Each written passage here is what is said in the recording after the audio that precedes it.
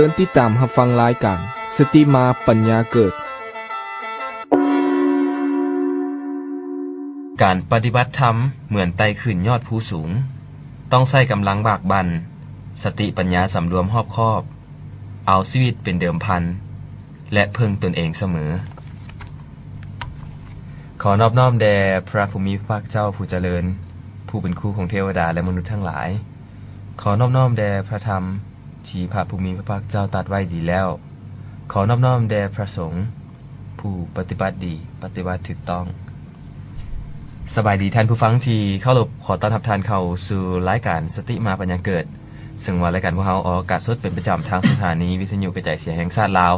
FM 95.0 MHz เกรด A Radio ขึ้นดีมีสาระขึ้นของทุกคนซึ่งวันนี้ข้าพเจ้ารับหน้าที่ดำเนินรายการชื่อว่าเป็นมื้อวันพุธในวันที่20เดือนพฤศจิกายนปี 2013กงกับแฮม3ค่ำเดือน12พุทธศักราช2556บ่พอเท่าใดเนาะเวลาผ่านไปก็พุธเดียวก็จิหมดเดือนอีกละฉะนั้นเวลาบ่เคยรอท่าไผถ้าว่าจะเฮ็ดอันใดอันหนึ่งต้องเอาจริงเอาจังฉะนั้นไผที่ว่ากำลังให้เกียรติติดตามมาฟังรายการของเฮาอยู่อยากจะมีคำถามตัวใดในมื้อนี้ท้ายๆรายการเราจะมีการเปิดสายหน้าไมค์แต่ว่าตอนนี้เพื่อเป็นการบ่เสียเวลาขอนิมนต์ทางพระอาจารย์ทวีไสยเข้าสู่รายการเขาหน่อย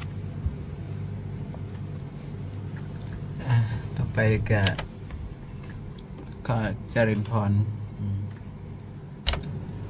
นักเป็นญาติโยมทั้งหลายที่กำลังติดตามฟังในยามเศร้าเพราะเรื่องของธรรมะของพระศาสดาที่พวกเขาได้สนใจกันศึกษาแล้วกับปฏิบัติตามหลักธรรมคำสอนของพระองค์อยู่อันนั้นเรียกว่ายังเป็นผู้ที่จะบ่เหินห่างจากความดีคือเป็นผู้เฮ็ดตามคำสอนโอวาทของพระศาสดาอยู่ในมื้อนี้จะมาภาพกับหรือก็น้อยเองก็สิได้สนทนาก็ว่าได้หรือสิได้กล่าวหลักธรรมที่เป็นของพระสัมมาสัมพุทธเจ้าหรือที่เป็นคำถามที่ของเอาตัวญาติโยมที่ยังข้องใจที่บ่ทันเข้าใจเรื่องหลักธรรมของพุทธองค์นั่นเองที่แรกเขาก็ต้องมีศรัทธาเนาะเชื่อมั่นในคำสอนของพระศาสดาเชื่อมั่นว่าพระศาสดาของเขานี้เป็นสัพพัญญูเป็นผู้รู้โลกทั้งปวงเป็นผู้เห็นโลกอย่างแจ่มแจ้งเป็นครูสอนของเทวดามนุษย์ทั้งหลายแล้วเราก็ต้องรู้จักว่าตถาคตนั้นเป็นพระอรหันต์สัมมาสัมพุทธะ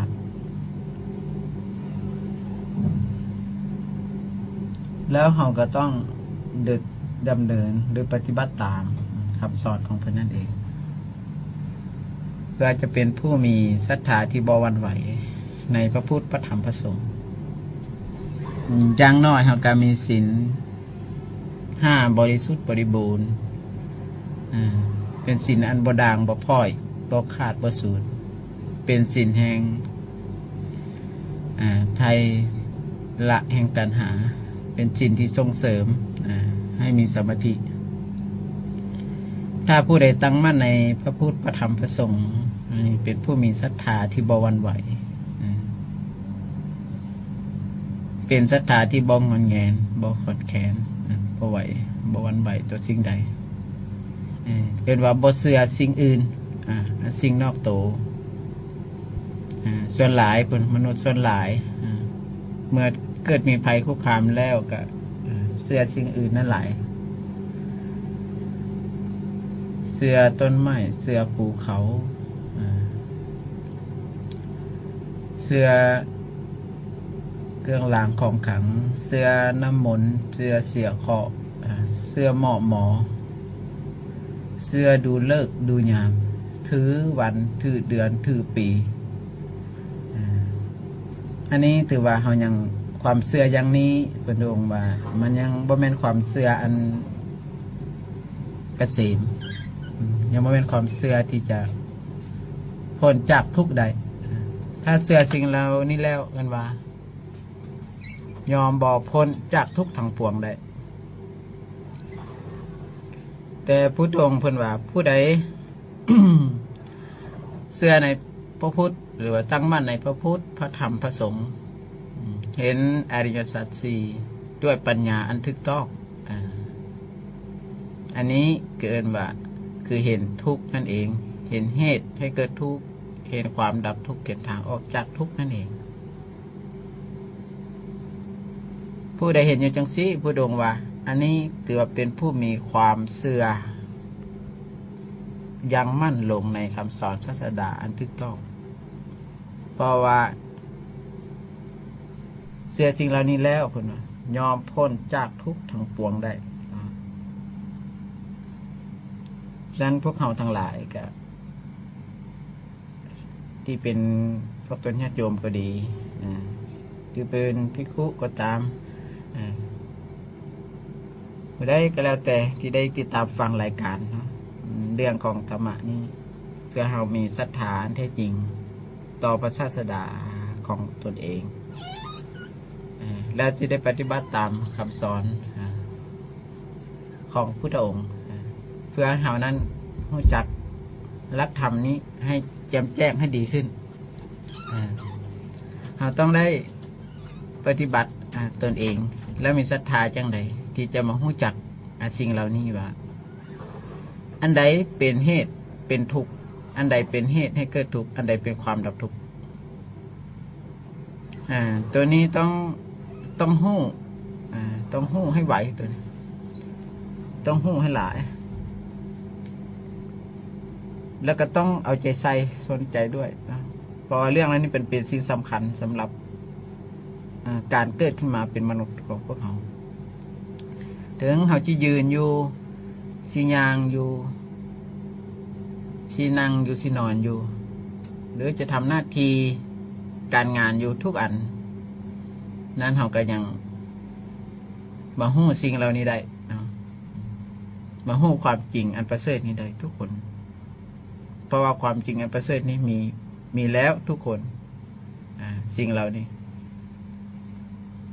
เพราะความทุกข์นั้นก็คือที่มีอยู่ในขันธ์ทั้งห้านั่นเองในขันธ์ห้านั่นเองเหตุในเกิดทุกข์ก็คือผัสสะนั่นเองความดับแห่งทุกข์ก็คือผัสสะนั่นเองทางปฏิบัติออกจากทุกข์ก็คืออริยมรรคมีองค์แปดนั่นเองแล้วเขาสิมาหู้จังใดที่ออกตัวญาติโยมทั้งหลายเพื่อเขาสิมาเข้าใจเรื่องความจริงของชีวิตของเขานี่ดีว่าความจริงในทุกข์เป็นอย่างไรความจริงในเหตุในเกิดทุกข์เป็นอย่างไรความจริงของความดับทุกข์เป็นอย่างไรความจริงคือทางปฏิบัติออกจากทุกข์นั้นเป็นอย่างไรความจริงในทุกข์นี้ก็คือทุกข์ในขันธ์ทั้งห้านั่นเองและขันธ์ทั้งห้านั้นก็บ่หลายเนาะเพียงแต่ว่าเขานั้นจับยกอะไรอันหนึ่งขึ้นมาอยู่ในรูปก็ตามเวทนาสัญญาสังขารวิญญาณหรือตาหูดังลิ้นกายใจของเขาก็ตามเขาก็สามารถที่จะเข้าใจเรื่องอันนี้ได้เนาะเพราะปัจจุบันเขาปฏิบัติเอาตัวญาติโยมคือเขาอริยมรรคมีองค์แปดนั่นคือทางปฏิบัติเอามาปฏิบัติได้เลยมาหู้ขันธ์ห้าได้เลยว่าขันธ์ห้ามันเป็นทุกข์อย่างใดพุทธองค์ว่าเมื่อเราเอาทางมาเบิ่งนี่ก็คือว่าจังได๋คือพุทธองค์ว่ามีสัมมาทิฏฐิคือความคิดเห็นอันถูกต้องสิเมื่อมีความคิดเห็นถูกต้องก็เห็นถูกเหตุก็ดูความดับทางออกก็คือมาหู้ของขันธ์ห้านั่นคือมาเฮ็ดหยังคือมาละจากกามพยาบาทเบียดเบียนนั่นเองก็คือสัมมาสังกัปปะเอามาปฏิบัติข้อตัวนี้เชิงเขาจะยืนอยู่ย่างอยู่นั่งอยู่นอนอยู่หรือทำหน้าที่การงานอย่างก็อยู่ถ้าจิตของเขานั้นคุ้นคิดไปสู่กามพยาบาทเบียดเบียน นี้พระศาสดาว่าเฮาต้องละให้ไวที่สุดการที่ละให้ได้ไวที่สุดนั้นคือเฮานั้นมีหลักธรรมอยู่ในใจนั่นคืออานาปานสตินั่นเองหรือกายคตาสตินั่นเองเฮาฮู้ว่ายืนก็แม่นกายเฮาฮู้ว่าย่างก็แม่นกายฮู้ว่านั่งก็แม่นกายฮู้ว่านอนก็แม่นกาย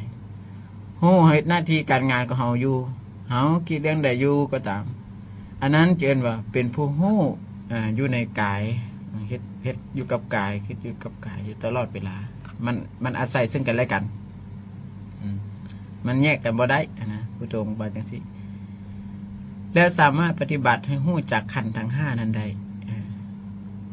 ถึงเฮาสิฮู้ว่าลมหายใจเข้าฮู้ลมหายใจออกก็ตามอันนั้นก็เป็นกายอันหนึ่งของบรรดากายทั้งปวงถ้าผู้ใดฮู้อยู่จังซี่อยู่มีสติฮู้อยู่จังซี่แล้วจิตนั้นมันจะคิดมันจะมาเคลื่อนไปคิดสู่สัญญาที่เป็นอดีตที่พอใจก็มีบ่พอใจก็มีบางทีก็เกิดดับกับมันก็จะเป็นแค่สั้นไปสังขารในอนาคตคิดเป็นอนาคตจริงที่พอใจและบ่พอใจก็มีหรือเวทนาสิ่งที่พอใจและบ่พอใจก็มีชั้นพุทธองค์พระจังหวะใส่ความเพียรนั้นละให้ไหวละให้ไหวก็คือว่าละความเพลิดเพลินในอารมณ์นั้นให้ไหวหรือว่าละสันทราคะนันทิตนาที่มันเกิดในสิ่งเหล่านั้นให้ไหวที่สุดพุทธองค์ว่าเฮานั้นจะได้กลับมาสู่เดิมของเฮานั้นคือฮู้กายของเฮาเองว่าเฮายังเฮ็ดยังอยู่สิเฮานั่งอยู่บ่หรือเฮายืนอยู่เฮาย่างอยู่หรือเฮาเฮ็ดเวียกเฮ็ดงานอยู่มาฮู้สิ่งเหล่านี้อยู่นี่เอิ้นว่าพุทธองค์ว่านั้นเกินว่านั่นคือผู้คนนั้นละแล้วละความเพลิดเพลินในอารมณ์นั้นแล้วที่เฮาคิดไปนะมันละแล้วคิดไปเรื่องนั้นมาฮู้กับมาฮู้ลมปั๊บฮู้กายปั๊บฮู้การเคลื่อนไหวฮู้หน้าที่เฮ็ดอยู่นี่ปั๊บนี่ก็เอิ้นว่าเป็นผู้มีความเพียรเผากิเลสอยู่ตลอดเวลาอันนี้จะเอิ้นว่าผู้มีความเพียรมาฮู้จังซี่มันไปฮู้กลับมามันไปฮู้กลับมามีสติมีความเพียรฮู้กลับมาอยู่จังซี่ตลอดเวลาอันนี้เพิ่นว่าเป็นผู้มีความเพียรเป็นผู้มีสติก็คือเป็นผู้มีความเพียรเผากิเลสอยู่แล้วมีสัมปชัญญะมีสติทอดความพอใจบ่พอใจนั่นคือว่าเฮามันจะไปสร้างพบความมีความเป็นพอใจบ่พอใจปั๊บเฮาละให้ไวที่สุดก็คือกลับมาสู่หลักของเฮานั่นเองแหละหลักคือกายคือหน้าที่ของเฮาแหละว่ายืนว่าย่างว่านั่งว่านอนหรือเฮ็ดเวียกเฮ็ดงานอย่างก็ตามให้มาฮู้ว่าเฮาเฮ็ดเวียกนั้นอยู่เฮาคิดในเวียกนั้นอยู่ถ้ามันคิดเรื่องอื่นปั๊บมาแทรกหรือว่ามารบกวนปั๊บเฮาก็มาฮู้ว่าเฮาคิดเรื่องนี้อยู่เฮ้จังซี่เรื่อยๆเอาตัวญาติโยมทั้งหลายแล้วจิตเฮามันสิเกิดปิติเกิดขึ้นจิตเฮาสิเกิดสุขก็เกิดขึ้นจิตเฮาก็สิตั้งมั่นแล้วมันก็เปลี่ยนไปอยู่จังซี่แหละเพราะทุกอย่างอันนี้ก็ถือว่าเฮาได้สมาธิจากการปฏิบัติธรรมการทำงานก็ต้องใช้ความเพียรระวังเพียรละเพียรสร้างเพียรรักษาเฮาต้องมีไส้แล้วมาไส้เรื่อยๆเฮ็ดให้หลายเท่าใดพุทธองค์ว่าใจก็สิเข้าใจความจริงของสัจธรรมในโลกของขันธ์ทั้ง5นั้นได้อย่างถูกต้องแล้วเฮาสิเข้าใจว่าโอ้เฮานี่มาอยู่กับรูปมันก็คือกายนี่บางเทื่อก็ไปสู่เวทนาสุขทุกข์ก็เกิดแล้วก็ดับก็หันบางเทื่อก็ไปสู่สัญญาจำได้อันใดบ่ได้ก็มีแล้วก็เกิดแล้วก็ดับไปสู่สังขารอันคิดปรุงอันแต่งคิดเกิดขึ้นแล้วก็ดับไปจิตเฮานี่มโนวิญญาณเฮานี่เฮามารับรู้สิ่งเหล่านี้แหละเอาตัวญาติโยมทั้งหลายเมื่อเฮารู้อยู่จังซี่นะอันนั้นเกินว่าเป็นผู้นั้นสิเข้าใจอริยสัจทั้ง4นั่นเองเชิญว่าพุทธองค์ว่าการเกิดมาฮู้อริยสัจทั้ง4แม่นฮู้จังซี่ฮู้ว่าทุกข์นี่มันเป็นอันนี้เพียงแต่ฮู้ลมนี่ก็คือว่าฮู้ฮูบนี่ปั๊บมันก็จะเคลื่อนไปได้จิตมันก็อยากดับล่ะ เกิดขึ้นไปมันก็ตั้งอยู่มันก็ดับมันก็ไปจะสัญญาอีกไปอดีตมาหูจักปั๊บกลับมาปั๊บเกิดขึ้นตั้งอยู่แล้วก็ดับสังขารไปคิดในสังขารอนาคตเกิดขึ้นตั้งอยู่มันก็ดับมีจังสิแหละธรรมศาสตร์ธรรมธาตุมีจังสิตั้งอยู่จังสิเพื่อให้ตัวญาติโยมนี่เข้าใจโกฎอันนี้แล้วมันจังก็สิสบายใจทางสิบ่เป็นทุกข์นะอันนี้แหละคือว่าเห็นทุกข์ได้เห็นเหตุทั้งเห็นความดับเห็นทางออกอยู่ที่ลมไอเดียวอยู่อานาปานสตินี่นะลมหายใจเข้าหายใจออกใช่มีครบเบิดเฮาเฮ็ดจังซี่แล้วสมาธิก็คือเฮามาฮู้เนี่ยฮู้ว่าเจอจิตฮู้จังซี่มันเดียวก็ดับเกิดดับไปคิดตัวนั้นก็ฮู้ว่ามันเกิดดับคิดตัวนั้นก็ฮู้มันเกิดดับคิดกับเวทนาสัญญาสังขารเกิดดับมาอยู่กับกายก็เกิดดับอยู่จังซี่แหละอันนี้แหละเกิดว่าสมาธิมันตั้งมั่นหรือเว้าอีกอย่างนึงก็เอิ้นว่าสมาธิมันก็ตั้งมั่นยืนก็มันก็มีการเกิดดับมันก็อยากนั่งมันก็มีการเกิดดับนอนมันก็มีการเกิดดับยังนำหน้าที่การงานมันก็มีการเกิดการดับนะไม่มีผู้ใดดอกสิไปยืนเบิดมือเบิดคืนตลอดปีตลอดชาติมีดอกนอนตลอดปีตลอดชาติมันบ่มีที่ทำงานตลอดปีตลอดชาติมันบ่มีเพราะทุกอย่างนั้นเราต้องปฏิบัติธรรมให้เป็นการปฏิบัติธรรมอยู่เสมออยู่ตลอดเวลาเอาตัวยันโยมไปเพราะว่าชีวิตของเรานี้มันน้อยนะพุทโธมันน้อยแล้วเราต้องใส่ความเพียรว่าเราเฮ็ดเรายืนเราย่างเรานั่งเรานอนเป็นการปฏิบัติธรรมเบิดเอาตัวยันโยมมันบ่ได้เป็นเรื่องยาก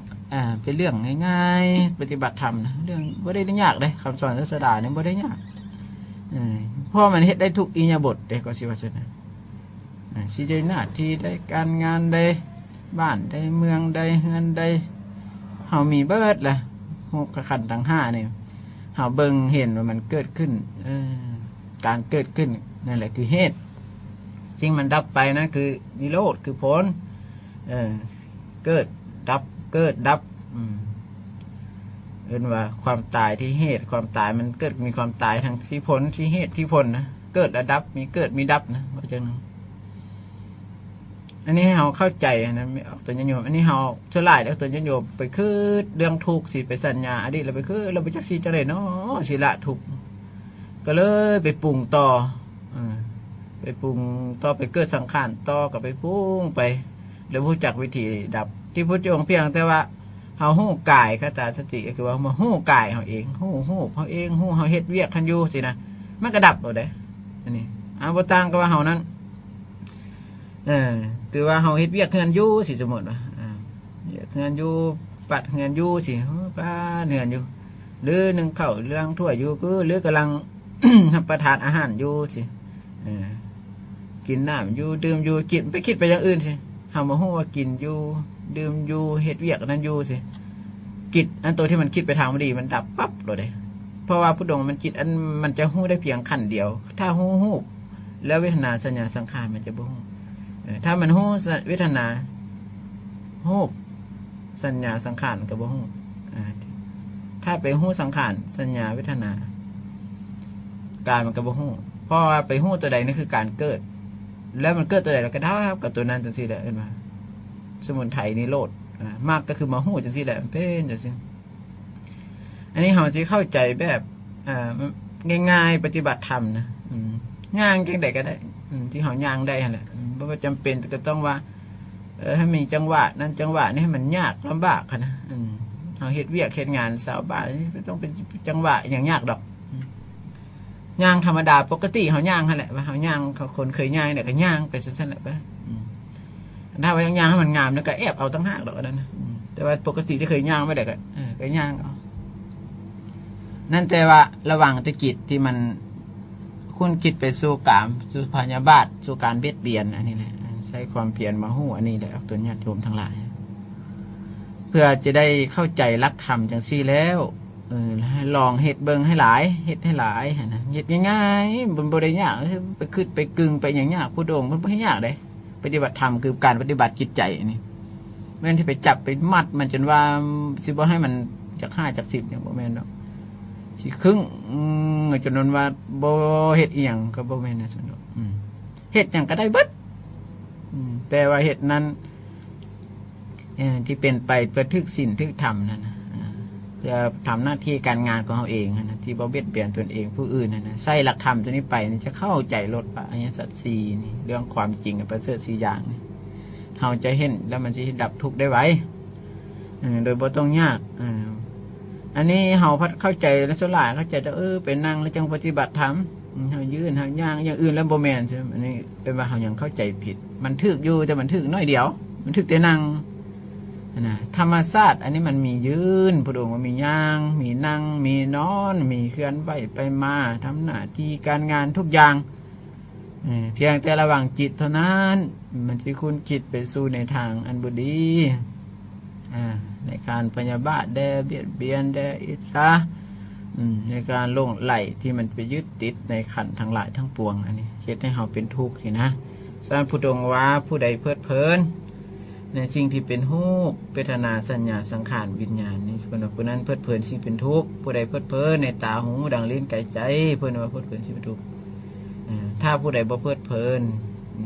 ในรูปในเสียงในรูปเวทนาสัญญาสังขารวิญญาณใน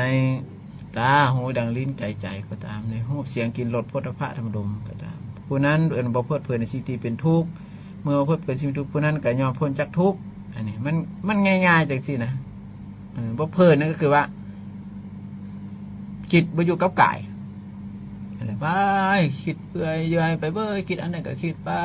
ตามมันคิดไปแล้วก็เฮ็ดไปตามมันคิดดีก็ใครได้คิดบ่ดีติเนาะเฮ็ดก็กระพิดไปเว้าก็พิดเฮ็ดก็พิดสั้นปัจจุบันละความเพลิดเพลินในอารมณ์นั้นให้ไว้ทีแรกนะละทั้งเบิดซะก่อนปัดตนไปแล้วเข้าใจแล้วจึงเลือกว่าโอ้การใช้ความเพียรนี้ขึ้นต่อมานี่คือว่าโอ้สิ่งใดมันคิดบ่ดีแล้วก็บ่เฮ็ดตามบ่เว้าตามสิ่งตัวใดมันคิดไปทางที่ดีที่จะเป็นประโยชน์แก่ตนเองผู้อื่นก็เฮ็ดตามปฏิบัติตามได้บัดนี้อันนี้จะเอิ้นว่าอันนี้เอิ้นว่าคนเป็นผู้มีสติที่เลือกเหมือนกับผู้ย่านประตู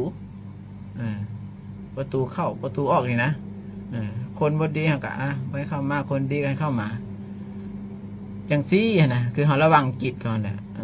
จิตมันคิดไปสู่กามพยาบาทเบียดเบียนบ่ให้เข้ามาตัวนี้ถ้าคิดมันคิดไปทางที่บ่ออกจากกามคิดได้คิดออกจากกามคิดออกจากการพยาบาทคิดออกจากการเบียดเบียนจังซี่จะเอิ้นว่าเป็นสัมมาทิฏฐิมันคิดถูกต้องเมื่อคิดถูกต้องบัดนี้จังซี่แล้วส่วนสัมมาวาจามันก็เฮ็ดถูกทางกายเด้มันก็เป็นจากการฆ่าการลักการประพฤติผิดมันก็บ่เฮ็ดอีกเพราะว่ามันคิดถูกแล้วเด้มันบัดนี้การเว้าอีกมันก็บ่เว้าผิดมันก็บ่เว้าตัวเว้าคำหยาบบ่เว้าคำนินทาซับซ้อนบ่เว้าคำจริงบ่เป็นประโยชน์มันก็ได้บัดนี้สมาธิมันก็เลี้ยงชีวิตอันถูกอันต้องโดยการได้การหาการมีการมามันก็ใส่จานทางที่ถูกที่ต้องเด้มันบ่เลี้ยงชีวิตในทางที่ผิดนะแต่เพราะว่าเพียงแต่เฮาเข้าใจสัมมาสังกัปปะไอ้เดียวเท่านี้นะตัวญาติโยมทั้งหลาย พอเป็นการละจากกามพยาบาทเปลี่ยนเปลี่ยนจุดจังสิเฮาสิเข้าใจง่ายก็บ่ได้ยากอันไหนบ่เชื่อเฮ็ดเบิ่งโลดเฮ็ดให้หลายอันนี้พุทธธรรมะของพระองค์เป็นอากาลิโกพิสูจน์ได้นะเอาไปทดลองเบิ่งโลดแต่ก่อนเฮาฝึกนี่ต้องเอาไปนั่งให้จังเอาออกมาอยากหาลูกหาหลานอันนั้นมันบ่ถูกเด้สินั่งก็เป็นละความคิดเด้สิย่างก็ไปมันเกิดความคิดอันนี้ก็บ่เว้ามันบ่เฮ็ดตามมันบ่ฮู้หลักรถว่าเฮาย่างฮู้ย่างแล้วความคิดนั้นมันดับรถนั่งก็ฮู้ว่านั่งความคิดนั้นดับรถนอนฮู้ว่านอนความคิดนั้นมันดับรถเฮาฮู้จังซั่นว่าคันเฮาสินอนหลับอีหลีเฮาก็ต้องตั้งสติสินอนแล้วก็ละความคิดความพอใจบ่พอใจนั้นออกเบิดตั้งเฮาจะนอนก็ฮู้ว่านอนว่างเฮาก็นอนก็นอนหลับสบายมันก็บ่ได้ยากเด้ในการปฏิบัติธรรมของตนญาติโยมเด้แต่ว่าพยายามเฮาเฮ็ดให้หลายเวลาเพราะว่ามันจิตเฮามันก็อยู่กับเฮาอยู่แล้วเด้ก็อยู่เกิดดับก็อยู่อย่างนี้อยู่กับกายนี่แล้วมันอาศัยซึ่งกันและกันมีแหละเด้มันครบเปิดละขันธ์5กายใจมันมีครบหมดแล้วมีกายมีวาจามีใจเข้าใจในรูปอันนี้ก็เข้าใจทั้งเบิดคือกันแหละ เนี่ยนะเฮาจึงจะว่าโอ้มันทุกข์มันนี้จังซี่เหตุจังซี่ความดับจังซี่อันนี้เฮาแล้วไปซอกเพลินแต่เสียงอื่นไปเพลิดเพลินเอาซื่อๆสิมันดับทุกข์บ่ได้เด้เนาะจักดับทุกข์ได้ก็ฮู้ว่านี่แหละฮู้จังซี่มันเกิดสิแล้วมาฮู้หลับปั๊บฮู้ยืนฮู้ย่างฮู้นั่งฮู้นอนอยู่ซั่นความคิดที่มันคิดไปนะมันดับโลดพยายามเฮ็ดเรื่อยๆถ้ามันคิดไปทางบ่ดีปั๊บมาฮู้กายของมันปั๊บมันดับโลดหรือฮู้ลมก็ได้ฮู้กายก็ได้ฮู้ยืนกายย่างก็ย่างกายนอนก็ได้ฮู้อยู่จังซี่ฮู้หรือกายทำงานเรื่องนี้อยู่สินะสมมุติทำงานอันนี้เฮ็ดคิดเรื่องนี้อยู่มันเอาเรื่องอื่นมันจะมาจะคิดเรื่องอื่นสิเฮาบ่เอาฮู้ปั๊บบ่เดี๋ยวนี้คิดเรื่องนี้อยู่จังซี่มีสติฮู้มันอยู่จังซี่อันนั้นจะเอิ้นว่าเป็นผู้มีสมาธิอยู่แล้วเด้สมาธิที่ฮู้มันคิดอันนี้ก็ฮู้มันคิดกับฮู้ก็ฮู้มันคิดกับเวทนาก็ฮู้กับสัญญาสังขารก็ฮู้หรือฮู้ที่ว่ามันตาเห็นฮู้เรียกวิญญาณทางตาฮู้ฟังเสียงกับวิญญาณทางหูสินะมันฮู้กับเสียงก็ฮู้จักฮู้กับฮู้ก็ฮู้กับรสก็ฮู้กับกินก็ฮู้กับสัมผัสก็ฮู้กับนึกคิดก็ฮู้มันฮู้อยู่จังซี่เด้บ่แม่นว่าสิให้เป็นฮู้แต่กายอย่างเดียวแล้วบ่ฮู้หยังบ่แม่นมันฮู้เบิดเพราะว่าเฮายังมีอายตนะเด้มีตาหูดังลิ้นกายใจเด้ตาก็หน้าที่มันก็คือเห็นรูปหูมันก็หน้าที่ก็คือฟังเสียงดังก็คือกินลิ้นก็คือซิมรสตึกรสอยู่จังซั่นแหละกายสัมผัสใจนึกคิดใน6อย่างอันนี้นะสิพอใจบ่พอใจมันก็มีอยู่จังซี่แต่พุทธองค์นั้นเพิ่นให้ละให้ไหวนั่นก็คือว่าให้เข้าใจว่ามันเกิดมันดับหั่นแล้วจึงจะเข้าใจว่าโอ้ส่วนที่บ่ดีนี่บ่เฮ็ดตามส่วนที่ดีก็เฮ็ดตามได้ปฏิบัติตามได้จังซี่สิได้เอาตัวญาติโยมเนาะเพราะว่าการเกิดมาเป็นมนุษย์แล้วเพิ่นจะไว้ฮู้ไอ้สัตว์ซี่นี่มันบ่ได้ยากแล้วบัดเนี่ยมันบ่ได้ยากคือแต่เก่าหั่นน่ะแต่เก่าเฮาไปคิดฮู้ตามหนังสือมันยาวมันบ่เป็นสันดอกเนาะอันนั้นมันเป็นพยัญชนะเพิ่นทรงไว้ซึ่งความหมายของอัฏฐะอัฏฐะนี่คือว่าความเข้าใจถูกเข้าใจถูกแล้วมันเฮ็ดง่ายเด้เนาะไปท่องจมเอามันบ่แม่นอันซั่นเด้เนาะสัมมาทิฏฐิสัมมาสังกัปโปสัมมาสังกัปโปสัมมาวาจาสัมมากัมมันโตอาชีโววัญญโมสติสมาธิและท่องกลับไปท่องกลับมาอันนั้นคืออริมักแก้กรรมแก้เวรแก้ไผซั่นมันบ่แม่นจังซั่นเด้คือว่าเฮามาเบิ่งใกล้ๆว่ามันสิมันคิดอันใดสิระวังมันคิดไปทางบ่ดีโอ้มันคิดไปเรื่องเก่าบ่ดีสัญญาอันเก่าเด้เป็นอดีตผ่านมาโอ้เท่าใดปีมันก็ยังคิดออกมาอยู่บ่เคยฆ่าเคยลักเคยประพฤติผิดเคยตัวเคยต้มเคยเฮ็ดอันบ่ดีมาทั้งหลายนะฮู้ปั๊บเฮามาฮู้กายลมของเฮานี่ปั๊บนี่ความคิดบ่ดีมันก็ดับแล้วอันนี้แหละก็เอิ้นว่าดับกรรมแก้กรรมดับกรรมนะบ่ต้องไปแก้อย่างอื่นแก้อย่างอื่นนั้นมันยังบ่พ้นทุกข์ได้พอบ่ได้เฮ็ดตามอริมักเป็นองค์8เฮ็ดตามอริมัก8นี่มันจะแก้แบบนี้ง่ายๆสิมันแก้ได้เลยดับได้ขณะนั้นเองฮู้ปั๊บมันฮู้ลมปั๊บมันก็ดับเลยเด้กรรมที่มันคิดไปอดีตอันนั้นหรือสังขารมันปุ้งไปยักดับกรรมในอนาคตที่มันคิดมันจนว่าบ่ฮู้จักให้คิดเกินเฮากับมาฮู้ลมปั๊บมันก็ดับเลยก็เบิ่งว่าความคิดมันผิดเด้ถ้าความคิดใดที่มันถูกเฮาจะเรียนอันนี้คิดเรื่องนี้ให้มันเข้าใจให้มันแจ่มแจ้งให้มันถูกต้องมีเหตุมีผลมันก็คิดได้มันสิเป็นหยังบ่แม่นว่าเพิ่นบ่ให้คิดได้ล่ะธรรมะมันก็คิดได้เพราะว่ามันเข้าใจว่ามันมีเหตุมีผลแล้วมันการคิดมันก็เข้าใจแล้วได้ว่าอันบ่ดีมันจะบ่คิดไปแล้วทางที่บ่ดีถ้าคิดไปมันฮู้แล้วก็มาดับเห็นให้มันเกิดดับไว้นะมาฮู้ลมปั๊บมันดับโลดคิดบ่ดีให้มันคิดดีที่เป็นหยังฉันพุทธองค์เด้เพิ่นตัดสหูมาแล้วถึงอนุปเสสนิพพานเหมือนว่าตายเด้ยังเป็นอยู่นะแต่เพิ่นว่าเมื่อจิตบรรลุแล้วจิตนั้นก็ดำรงอยู่จิตนั้นก็ล่าเริงอยู่อันนี้จิตนั้นก็บ่หวั่นไหวต่อสิ่งใดถึงสิแม่นความเป็นความตายมาตอนหน้าก็เพิ่นก็จะเห็นเป็นธรรมดาเลยพอเพิ่นสิ้นเลย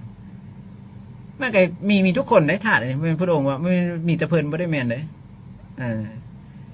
เรื่องธาตุมีทุกคนนะผู้ใดเฮ็ดก่อนเขาใกล้ถึงก่อนผู้ใดเฮ็ดอินทรีย์ตัวเองแก้กล้าได้ก็เพิ่นก็เห็นได้ก่อนบ่ว่าพระว่าเน้นไว้ข้าวแม่ซี่ออกตัวญาติโยมผู้ใดดับทุกข์ได้ก็เพราะมันทุกข์อยู่ใจภายใจมันมาทุกข์อยู่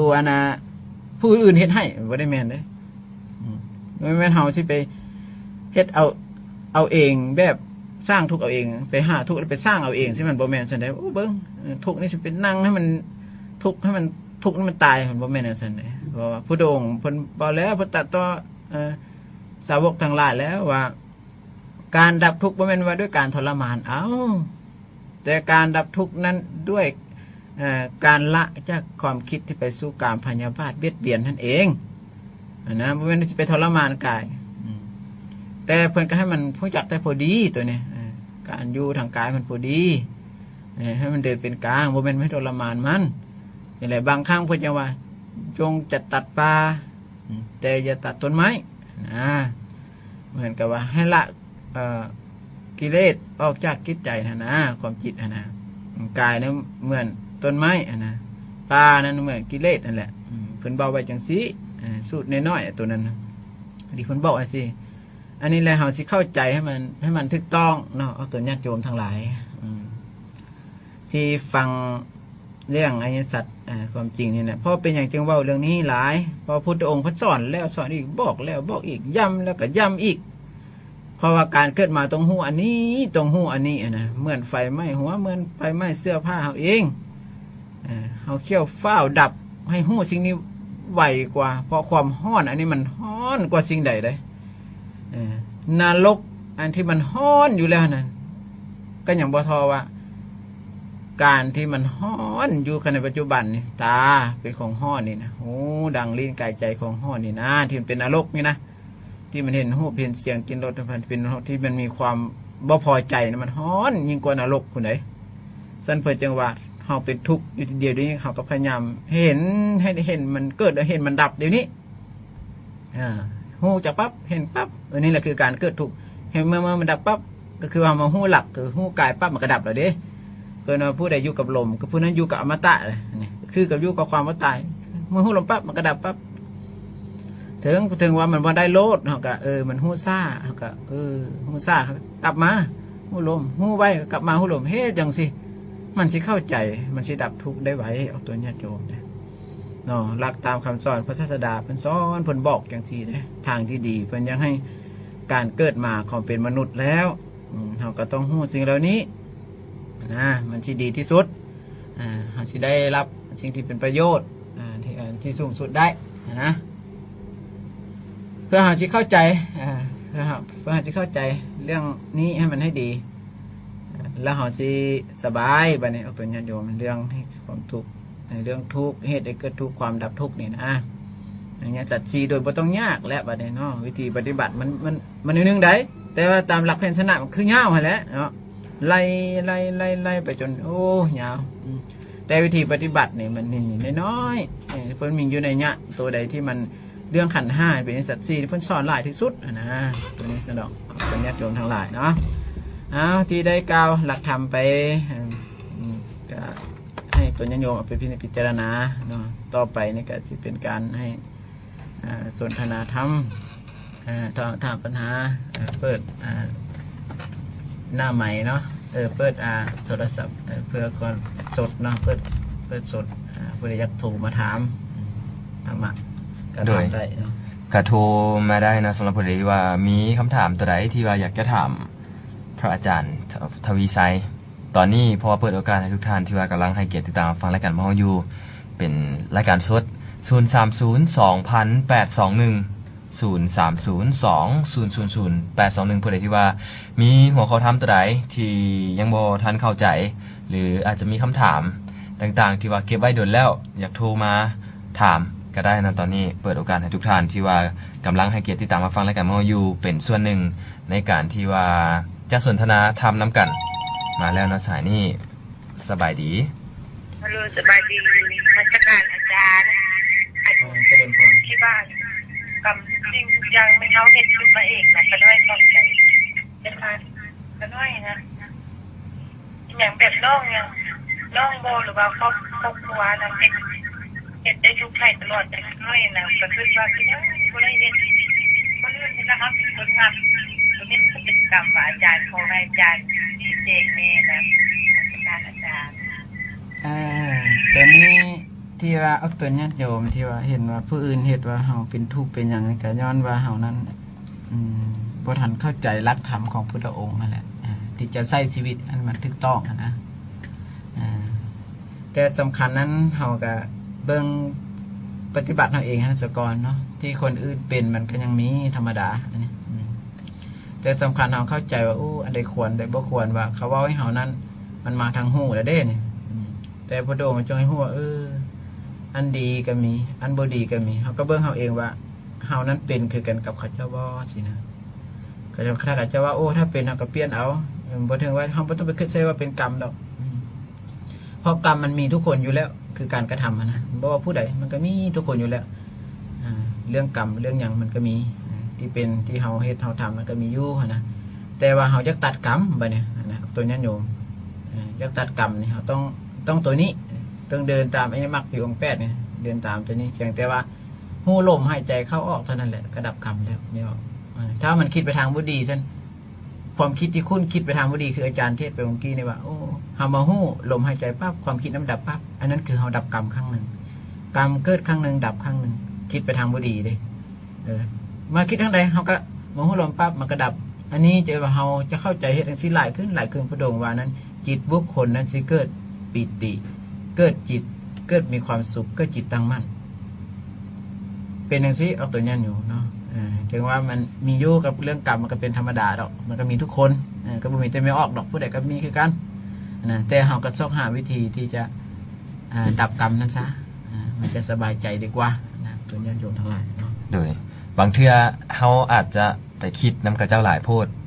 แล้วมันเฮ็ดให้เฮาเป็นความทุกข์ได้ตัวนี้โดยแล้วตอนนี้ไผที่ว่าอยากจะโทรมาก็โทรมาได้เติมอีกเนาะ030 2821 03020000821เปิดโอกาสให้กับทุกท่านที่ว่าให้เกียรติติดตามรับฟังรายการพวกเราอยู่สติมาปัญญาเกิดตอนนี้โอ้ลมกันหน้าไม้กับพระอาจารย์ใหญ่ทวีไสและสำหรับโครงการกิจกรรมฟังธรรมะทุกวันอาทิตย์ในวันอาทิตย์ที่24ก็คืออาทิตย์ที่24แม่นจะแสดงธรรมโดยพระอาจารย์ใหญ่มหาอุดรวัดนาดีและก็พระอาจารย์อีแปงวัดโพไซสถานที่กับบ่อนเก่าวัดปานาคูน้อยเวลาบ่ายโมง4 โมงแรงสำหรับผู้ใดที่ว่าอยากจะไปฟังธรรมก็ไปได้สบายดีอันปิดวิทยุก่อนเด้อเจ้าขน้อยจะถามว่าสอนลูกฟังความเป็นพ่อแม่มีกรรมบ่ขน้อยว่าเมื่อเท่านั้นบ่เป็นความบ่ฟังนะเจ้าเป็นพ่อแม่มีกรรมบ่เจ้าเมื่อเท่านั้นบ่เนาะถ้าฟังทางวิทยุเด้อเจริญพรโยมทั้งหลายที่สอนเขาบ่ฟังเนาะมันก็มีกรรมบ่ติตามหลักของพุทธองค์เพิ่นก็ว่ามันก็ต้องมีเป็นธรรมดาต้องมีเพราะสิ่งเหล่านี้มันก็มีกรรมอยู่แต่กรรมนั้นหมายถึงหยังการกระทำต้องตัวนิยมต้องเข้าใจสิที่มีเจตนาแล้วเจอกันว่าแม่นกรรมตามหลักของพุทธองค์จังซี่แต่ว่าบ่แม่นว่ากรรมอันนี้บ่แม่นว่ามันสิติดทำไปตลอดก็บ่แม่นดอกเพียงแต่ว่าเฮานั้นตั้งมั่นอยู่ในหลักธรรมของพุทธองค์นั้นแล้วเฮาสิเข้าใจว่ากรรมนี้ถือว่ามาเกิดจากการเฮาเอิ้นว่าภาษาหลักธรรมเหตุของมันความดับกับมันคือภาษาแต่ว่าทางโลกเขาสิเข้าใจว่าเวลาเฮาเห็นสินะได้ยินได้กินได้รสสัมผัสนึกคิดพอเฮามีความรักใคร่พอใจในรูปนะแล้วเฮาเลยบ่รู้จักว่าเฮาสิดับกรรมนั้นได้มันก็มีอยู่ธรรมดามันมีทุกคนดอกอันนี้นะเพราะมันเกาะกันเด้เพราะว่าเฮายังถอนบ่ได้มันก็ต้องมีเพราะว่าเฮาเฮ็ดผิดเฮาก็ยังไปพอใจเฮาสอนบ่ได้เฮาก็เสียใจมันก็มีอยู่ธรรมดาสั้นพุทธองค์ก็พระเจ้านั้นสร้างเนื้อนาบุญที่ดีไหมเนาะมันก็ค่อยดีๆขึ้นดอกตัวเพียงแต่ว่าเฮาเจริญสมาธิให้หลายมันให้ทานมันรักษาศีลมันเจริญภาวนาอันนี้แล้วมันจะบรรเทาได้แล้วมันสิค่อยเข้าใจขึ้นมาแล้วพยายามฟังธรรมะเฮาอีกฟังแล้วก็คอยเปิดฟังสู่ลูกสู่หลานฟังในทางอะไรที่ดีเฮาก็พยายามซอกหาเพื่อให้จะให้ลูกเป็นคนดีเด้เพราะว่าหน้าที่ของพ่อแม่ก็ทำหน้าที่ที่สุดยอดคือตามหลักทงพุทธบอกว่าเฮาก็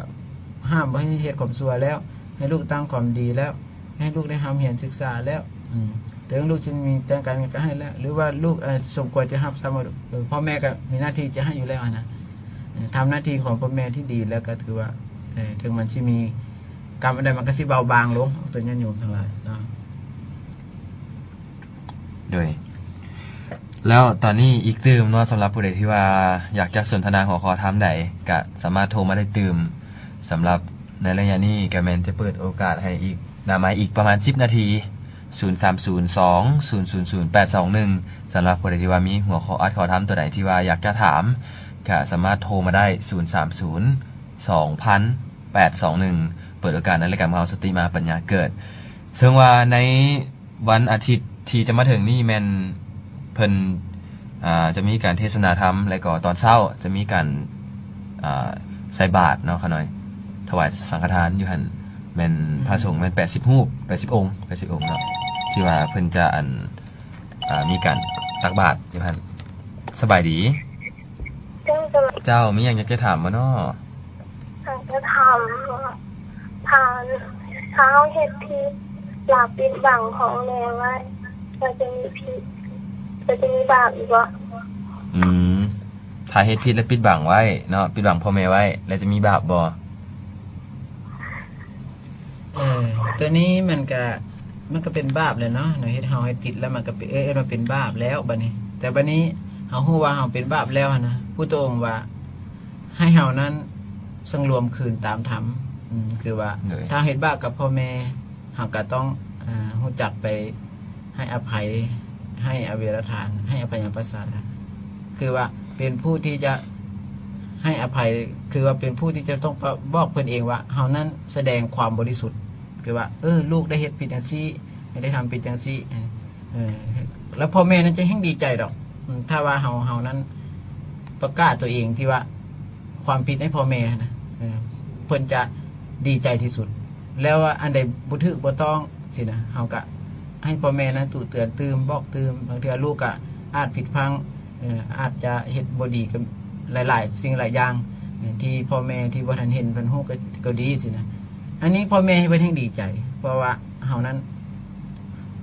ทำตัวเองเอิ้นว่าประกาศอันสิ่งที่เฮาเฮ็ดบ่ดีให้เพิ่นฮู้แล้วเพิ่นจะซอยลูกทั้งเบิดดอก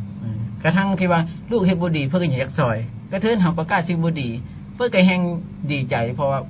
เพิ่นสิได้ซอยลูกให้ไปในทางที่ดีนะถึงว่าบาปมันก็แก้ได้แก้ได้ด้วยวิธีนี้เนาะ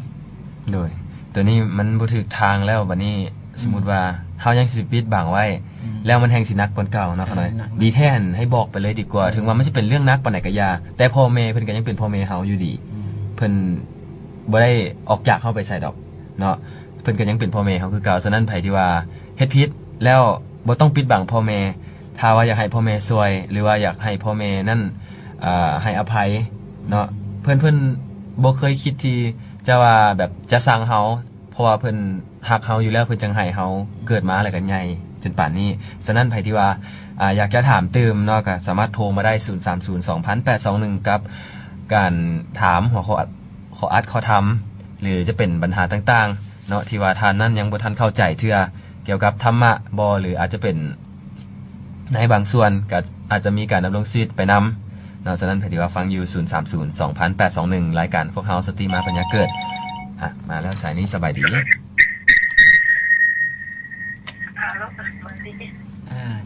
เจ้ามีหยังอยากจะถามบ่เนาะโอ้มีเรื่องจะถามกะน้อยจะถามถ้าเป็นหยังอยู่ในเรื่องกะน้อยนี่คือมีแต่โจรมาลักเอาเครื่องแต่นะมันเป็นย้อนเหตุผลยังมันหลายๆครั้งเลยนะมือบุญตะลวงมือสุดท้ายเขามาเอารถจักรเองนะว่ามันเป็นจังได๋บ่เมื่อตอนนั้นบ่โดยก็ต้องเขาเอามาหลายครั้งแล้วเอาทั้งทำทั้งเงินทั้งรถทั้งเฮาก็สิเข้าใจอยู่เนาะว่าเขาเอานั่นก็สิเป็นตอนทำบ่อยู่เนาะแต่ว่าตามหลักธรรมนั้นก็ถือว่าอันนี้มันต้องขึ้นกับสติสัมปชัญญะของเราเองเนาะที่ว่าจะต้องรอบคอบในการทำหน้าที่ที่อยู่ในโลกมันต้องมีสติสัมปชัญญะการไปการมากันอย่างทุกอย่างมันต้องมีสติสัมปชัญญะเด้แม่น เพราะว่าเฮาต้องบ่แม่นว่าสิไปแต่เพลิดเพลินอย่างเดียวบ่แม่นเฮาก็ต้องรู้จักว่าเบื้องหน้าเบื้องหลังอันนี้มันสาเหตุมาจากนี้ที่เฮาจะเห็นได้ง่ายนะถึงว่าสิแม่นเรื่องกรรมเรื่องอันนั้นส่วนหลายเนี่ยเฮาจะเข้าใจไปตู้ว่าเป็นกรรมเป็นเวรเป็นอีหยังนั้นบ่แม่นเพราะว่ามันก็มีธรรมดาเพราะว่าอยู่ในโลกมันก็มีทั้งดีบ่ดีนี่นะแต่ว่าเฮาก็เข้าใจได้คือว่าเฮานั้นต้องสร้างเนื้อนาบุญที่ดีไหมคือว่าเราต้องพยายามรักษาศีลทำไมรักษาศีลเจริญมั่นภาวนาให้ดีเพราะว่าเราสิละที่จิตเราเคยอาฆาตพยาบาทเบียดเบียนเราก็เคยสร้างมือกรรมได้เป็นว่ามโนกรรมนี่มันหนักกว่ากายกรรมวจีกรรมพุทโธว่าโดยฉะนั้นเราก็เคยคิดเคยเฮ็ดเคยเป็นเคยมาเราก็คิดว่ามันเป็นแล้วก็เพราะว่าเรายังขาดหลักศีลหลักธรรมอันที่เป็นที่พึ่งของใจเราต้องใส่ตัวนี้แล้วมันจะมีสติเกิดปัญญาแล้วจะเข้าอันใดควรอันใดบ่ควรมันรู้จักเลยมันสิระมัดระวังในสิ่งนี้ให้ดีที่สุดอันนี้ก็เอิ้นว่ามันสิแก้กรรมในสิ่งเหล่านี้ได้ก็คือหลายๆเทื่อเนาะที่เขาน้องให้จัดรายการอะไรเขานั่นก็เตือนหลายๆเทื่อว่าถ้าว่าจะไปบุญบ่หรือว่าไปใส่ก็แล้วแต่ต้องมีผู้ใดผู้หนึงเฝ้าเฮือนเนาะเขาน้อยอย่างน้อยคนนึงอย่างบ่ได้แท้ๆแล้วต้องเมียนมัดให้มันจบดีทุกอย่างที่ก่อนจะออกเฮือนเพราะว่าซุมื้อนี้เนาะสังคมมันก็แตกต่างจากแต่กี้หลายมีโจรขี้รักงัดแงะอีหยังหลายอย่างนั่นแหละมันก็เปลี่ยนไปตามวัฏจักรของมันเนาะโดย0302821ตอนนี้มาอีกแล้ว1สายสวัสดีฮัลโหลเจ้าสบายดีก่อนอื่นน้อมนมัสการอาจารย์อยากถามว่าเกี่ยวกับขันธ์ห้านี่เป็นว่ายังขันธ์ห้าอยากอธิบายเกี่ยวกับขันธ์ห้าโดยตอนนี้ขันธ์ห้านะครับเจริญพรนะอาจารย์โยมที่เกี่ยวกับขันธ์ห้าที่อาจารย์ได้อธิบายไปนั่นก็อันนี้พระองค์เพิ่นได้ตัดไว้เองว่าในขันธ์ทั้ง5นั้นมันมีอริยสัจทั้ง4อยู่นั่นแหละมีทุกข์มีเหตุมีความดับมีทางออกแต่ละในรูปในเวทนาสัญญาสังขารวิญญาณรายละเอียดก็คือว่าถ้าเฮาเบิ่งลมหายใจครับฮู้ลมก็คือว่าอันนั้นลมนั่นก็คือทุกข์ฮู้ลมนั่นคือเหตุแล้วลมนั้นดับเฮาบ่แม่นลมดับดอกไปว่าความรู้สึกที่ว่าอยู่ในลมนั้นมันดับไปมันไปเกิดในขั้นอื่นนั่นไปฮู้สัญญาเวทนาก็ตามอันนั้นก็เรียกว่านิโรธมรรคคือหนทางเฮามาฮู้สิ่งนี้อยู่อันนี้ผู้ใดเฮ็ดอยู่จังซี่เตือนว่าผู้นั้นสิเข้าใจในสัจ4นั้นได้ไวที่สุดเนาะเพราะเรื่องขันธ์5พระองค์เป็นสอนหลายที่สุดเลยเนาะเรื่องตาของเรื่องกายใจก็เหมือนกันเนาะเฮ้ยก็อีกตื่ม1สายนะเขาหน่อยในระยะนี้0302821สำหรับผู้ใดที่ว่าอยากจะถามคำถามเพิ่มเติมก็โทรกันเข้ามาได้0302821เปิดโอกาสให้กับทุกท่านที่ว่าให้เกียรติที่ตามรับฟังรายการพวกเขาอยู่ได้สนทนาหัวข้อธรรมในที่ว่าปัญหาที่ของคาใจหรืออาจจะเป็นสิ่งนี้ที่ยังบ่ทันเข้าใจเลือกเชิงเทื่อก็โทรมาถามได้เพราะว่าบางเทื่อเวลาอาจจะน้อยแต่มื้อหน้าเฮาก็จะมาพยายามตอบให้ในแต่ละมื้อสบายดีเจ้าสวัสดีเจ้ามีหยังจะถามบ่เนาะคือว่าเขาน้อยอยากถามว่าอันถ้าเฮามีกรรมมานะแล้วเฮาอันได้จังได๋ดีเฮาคือว่าเฮาทำดีไปนี่มันสิพ้นบ่กรรมเนาะโดยถ้าฟังทางวิทยุเด้อตามหลักกรรมนี่พุทธศาสดามันตรัสว่านั้นคือเฮ็ดตามอริยมรรคมีองค์8นั่นเองอันนั้นคือเป็นทางดับให้กรรมนิโรธคมีปฏิปทาสามารถดับกรรมได้เนาะถ้าว่าจักสนใจอีหลีก็ไปถามอยู่ที่ไปหาอยู่ที่วัดก็ได้เนาะเวลาว่างๆไปหาที่วัดก็ได้เพื่อจะได้เข้าใจแจ่มแจ้งให้ดีขึ้นหลายโดยก็ไปหมายถึงว่าไปสนทนาอยู่ที่วัดเลยจังไปเรียนฮู้อยู่พุ่นมันจังหลายกว่านี้เนาะขนาดเนาะก็ขอโอกาสไปหาอยู่ที่วัดได้ก็ได้เนาะมื้อใดว่างๆเลยอยู่วัดป่าสัมปะแคตนะขนาดอีกตื่มนึงสายนะขนาดสายสุดท้ายสบายดีเจ้าสบายดีขอโทษเด้อเพิ่นจัดการภารกิจศพอยู่วัดนาคุณน้อยมื้อใดเนาะตัวนี้ก็ยัง บ่ฮู้เพราะว่าต้องได้ถามทางภาคส่วนที่เกี่ยวข้องเนาะ แล้วจังค่อยสิบ เพ อก ราะว่าทางนั้นพี่น้องอยู่แถวบ้านเกิดเพิ่นสิเข้าเมืองเวียง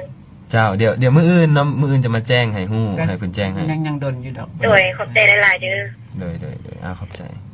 เนาะเวลาก็พอดีเมิดเขาหน่อยขออา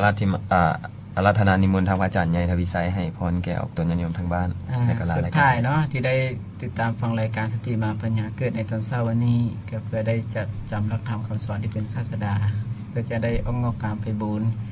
ในหน้าที่การงานของเราเพื่อเกิดความสะอาดสว่างสงบในใจทุกท่านทุกคนเธอ